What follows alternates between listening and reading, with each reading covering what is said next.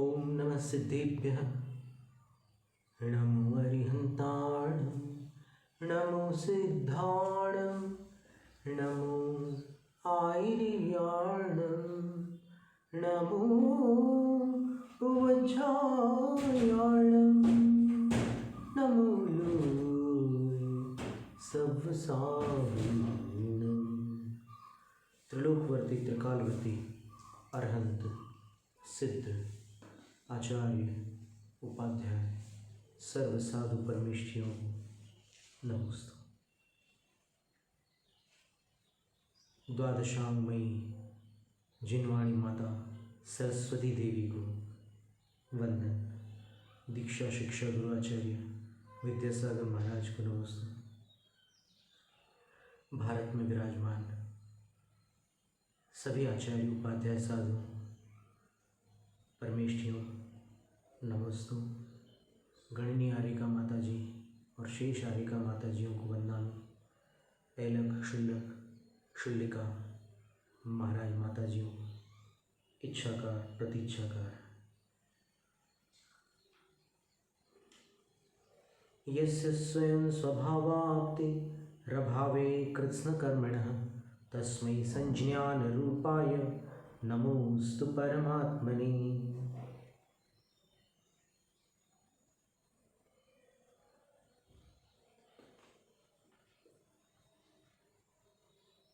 मोह अर्थात मिथ्यात्व, ये अपनी मान्यता को भ्रमित करता है और मान्यता भ्रमित होती है तो वास्तविकता सामने होते हुए भी कुछ सूझता नहीं है। शरीर को मैं, घर धन स्त्रियां पुत्र मित्र शत्रुओं को मेरा, इस तरह मैं और मेरा ये विभाग बन जाते हैं जिनको अहंकार और ममकार कहते हैं। मैं सुखी दुखी मैं रंग राव, इसको विकल्प भी कहते हैं। और मेरे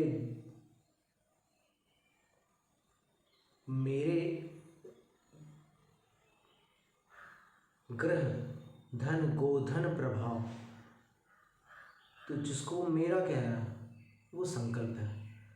तो वो जो विकल्प है लौकिक जगत में जिसको कहते हैं कि और कोई विकल्प निकालो, विकल्प का अर्थ ऑप्शन होता है, तो वो विकल्प यहाँ पर नहीं लेना है।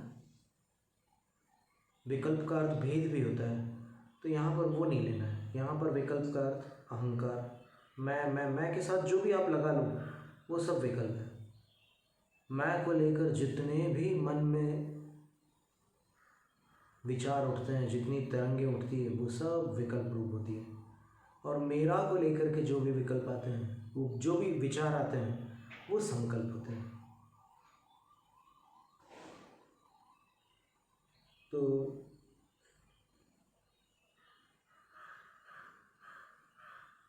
जो मेरे लिए इष्ट होते हैं उनसे राग होता है, और जो मेरे लिए अनिष्ट होते हैं उनसे द्वेष होता है। तो आचार्य महाराज बड़ा सुंदर उदाहरण देकर के समझा रहे हैं कि जिनसे तुम्हें अनुराग है, वो अनुराग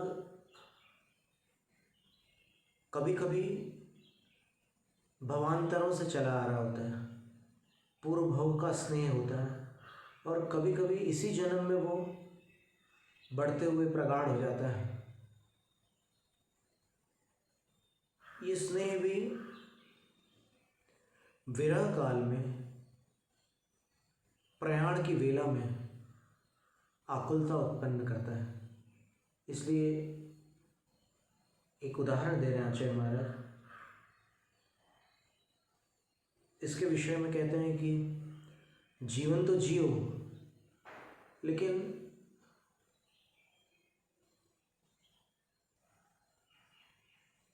अंग्रेजी में इसको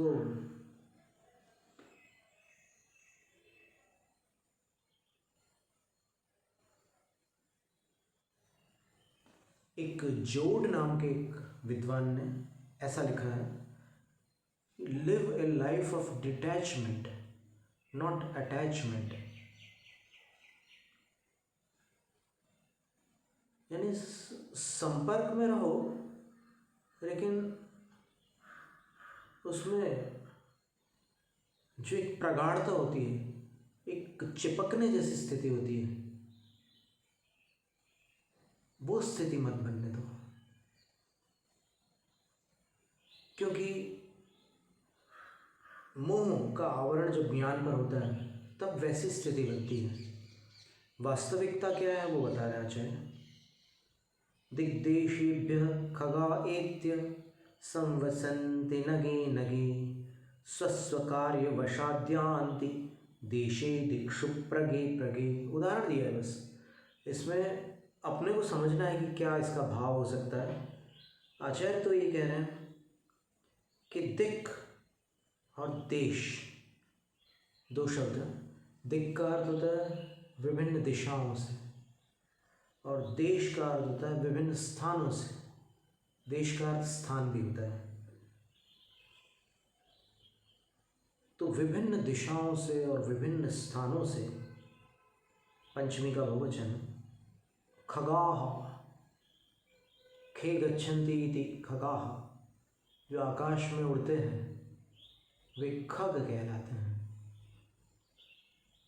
तो विभिन्न देशों से, विभिन्न दिशाओं से, विभिन्न स्थानों से एत्य आकर के नगे नगे संवसन्ति, ये पक्षीगण जो होते हैं वो नगे नगे अलग अलग वृक्षों पर संवसन्ति रैन बसेरा करते, रात को रुक जाते हैं। किसी पेड़ पर अधिक पक्षी होते हैं, किसी पर कम भी होते हैं, और कुछ पेड़ ऐसे होते हैं जिस पर कभी कभी कोई पक्षी बैठता भी नहीं। उजड़े हुए पेड़ होते हैं उस पर नहीं बैठते प्राय करके पक्षी लोग। जहाँ उनको सुरक्षा महसूस होती है वहाँ जा कर के वो बैठ जाता है रात्रि विश्राम के लिए। और जब तक अंधेरा नहीं हो जाता तो उसके पहले तक वो चहचहाते रहते हैं। और जब एक प्रकाश की एक सीमा है, उससे कम हो जाता है प्रकाश, तो फिर वो चुप हो जाते हैं, बिल्कुल शांत बैठे रहते हैं, रात भर कुछ नहीं करते हो। उसके पहले कभी धक्का मुक्की भी करते हैं, एक दूसरे से रूठते भी हैं, लड़ते झगड़ते भी हैं, पर फिर एकदम अंधेरा जब हो जाता है तब शांत बैठे रहते हैं। और सवेरे जैसे ही फिर उजाले की किरण आती है, प्रत्यूष वेला जिसको कहते हैं, पहली किरण, तो फिर वापस चहकना प्रारंभ कर देते हैं। और विभिन्न पक्षियों के समय अलग अलग होते हैं। जैसे मोर का जो समय होता है लगभग 4:45, और कभी कभी ये जैसे मुर्गे होते हैं, मुर्गों का समय 3:30 के बाद का रहता है। अलग अलग पक्षियों के अलग अलग समय होते हैं, तो उस समय वो चहकना प्रारंभ कर देता है। और सारे पक्षी सूर्योदय से पहले नियमतः उठ जाते हैं।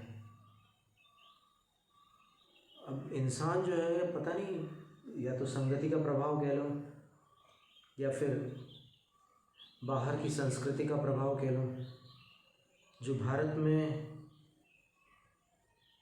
सूर्योदय के पहले ही उठने का एक प्रावधान था, उसमें कई स्थानों पर अभी शिथिलाचार देखने को मिलता है। 4 का अलार्म लगाते हैं और 4 जुड़ जाते हैं उसमें, 8 पर नींद खुलती। ये आलस्य उस काल में तो बड़ा मधुर लगता है, सोते समय जो आनंद आता है। सवेरे का सोना तो बड़ा अजब, सबको बहुत प्रिय होता है, लेकिन फिर जो जागत है सो पावत है, जो सोवत है सो खोवत है। उठ जाग मुसाफिर भोर भई, अब रैन कहाँ जो सोवत है। अच्छा किसी ने भजन लिखा है।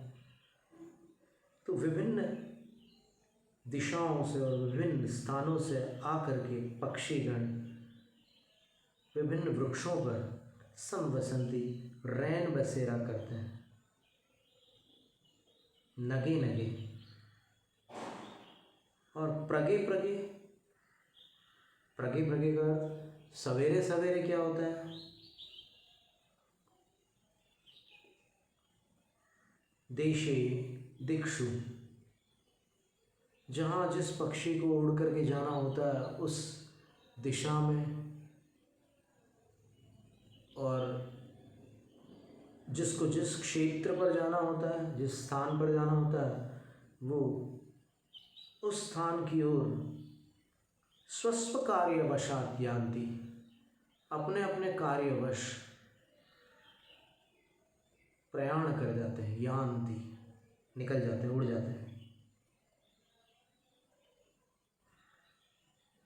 अब ये बात यहाँ पर इष्टोपदेश में कहने की आवश्यकता क्या थी? लोग तो जानते हैं कि रात को पक्षी पेड़ पर रहते हैं और फिर सवेरे उड़ जाते हैं। यहाँ पर ये दृष्टांत है, और दार्ष्टान्त जो है ना, वो अपने को पकड़ना है कि कुटुंब एक ऐसा वृक्ष है, अथवा अपने जो परिजनों का सर्कल है, अपना जो पहचान वाले जितने लोग हैं, कुटुंब एक वृक्ष के समान है। और कुटुंब में आने के बाद अपन एक दूसरे से रक्त संबंध को प्राप्त करके परस्पर संबंधी बन जाते हैं। संबंध मित्रों का भी होता है, संबंध सहपाठियों का भी होता है, संबंध अन्य परिचितों का भी होता है। तो जो मधुर संबंध है, जो एक दूसरे के लिए उपकारक सहयोगी संबंध हो जाते हैं, तो निकटता आ जाती है उसमें। माँ और बेटों का संबंध, बहन भाई का संबंध, पिता पुत्र का संबंध, पिता पुत्री का संबंध, आदि आदि विभिन्न प्रकार के संबंध होते हैं। तो कुटुंब रूपी वृक्ष पर आकर एक शाखा पर अनेक पक्षी बैठे हैं, उसके सामने वाली शाखा पर, पीछे वाली शाखा पर भी बहुत सारे पक्षी बैठे हुए हैं। सब रात को हिल मिल करके रहते हैं, लेकिन सवेरे अपनी अपनी दिशाओं में और अपने अपने स्थानों पर अपने अपने कार्यवश निकल जाते हैं। यहाँ पर कुटुंब रूपी वृक्ष में भी यही होता है कि जिसने जो काम किए हैं, जिसने जो कर्म किए हैं, बस उसके वशीभूत होकर फिर वो फल भोगने के लिए निकल जाता है। जब अवधि पूरी होती है, रात्रि विश्राम का समय जैसे उनका पूरा होता है, वो उड़ जाता है। अपने यहाँ आयु का समय पूरा होता है, तो यहाँ से भी वो पंछी उड़ जाते हैं और अपनी अपनी गतियों में अपने अपने कर्मानुसार चले जाते हैं। फिर विस्मरण भी हो जाता है, भूल भी जाते हैं। अभी देखिए, इसी मनुष्य जीवन में बचपन से लेकर आज तक कईयों के जीवन में कईयों का प्रयाण हो चुका है। कितने लोग आए, कितने लोग चले गए। विद्यालय में जो साथ पढ़ते थे, आज उनमें से कितनों का नाम याद है अपने को। कुछ नाम भी विस्मृत हो गए, कुछ चेहरे भी विस्मृत हो गए, कुछ के चेहरे बदल भी गए। अपना भी चेहरा बदल गया, उनका भी बदल गया। सब अलग अलग स्थानों पर बिखर गए। फिर कभी गैदरिंग होती है, मिलते हैं, आजकल साधन है ऐसे, मिलन भी हो जाता है। और फिर कभी कभी पता चलता है कि वो कहाँ गया, तो बोलते हैं कि वो कोरोना में समाप्त हो गया। फिर वो तो बोले वो एक्सीडेंट में समाप्त हो गया। ऐसे कई समाचार भी मिलते हैं जीवन में। तो ये यदि अपन जीवन को पढ़ लें तो शास्त्रों के बहुत सारे रहस्य अपने को जल्दी समझ में आ जाएंगे। अपन शास्त्रों को पढ़ते हैं और जीवन को नहीं पढ़ते तो स्वाध्याय अधूरा रह जाता है। आगम के माध्यम से, आगम के आलंबन से अपने आप को पढ़ने का नाम स्वाध्याय है। अपने कैसे भाव हो रहे हैं, वो भाव अपने को क्या फल देने वाले हैं, अपन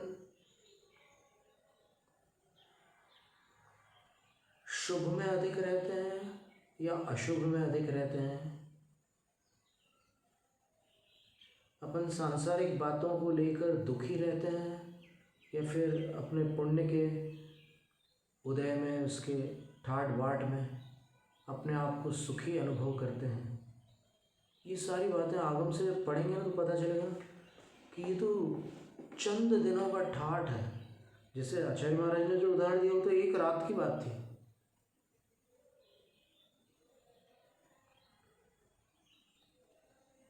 जिसके बीच में रात, उसकी क्या बात।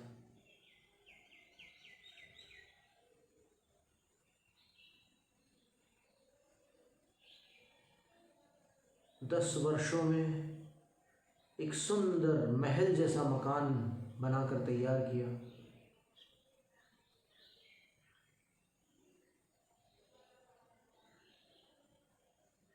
दस सेकंड में भूकंप ने उसको निगल लिया।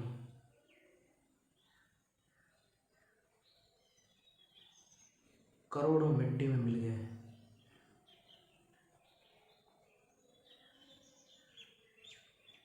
संसारी प्राणी कठपुतली के समान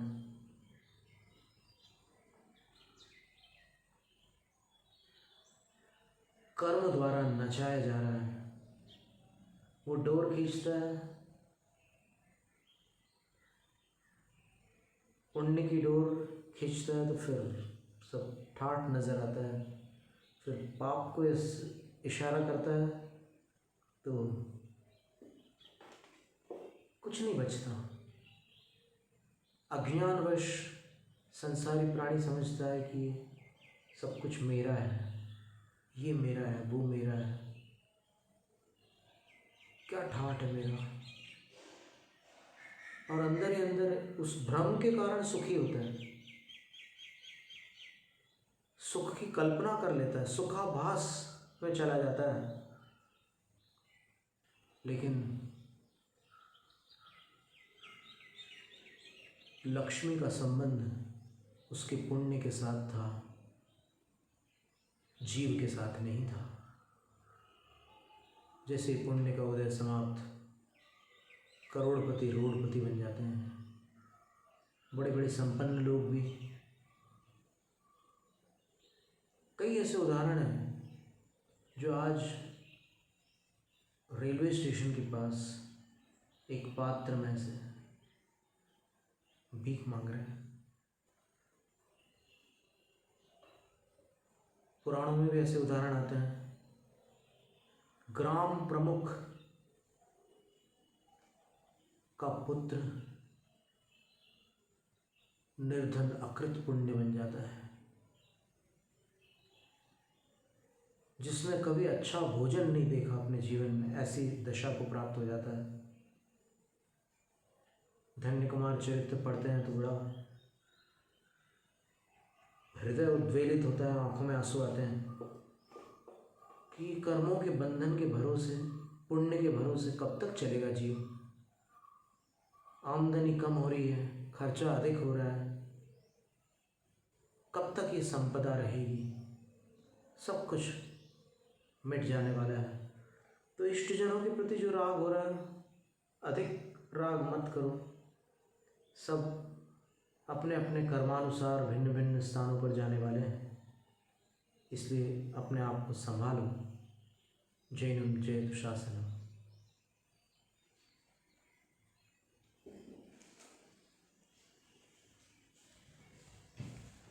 आज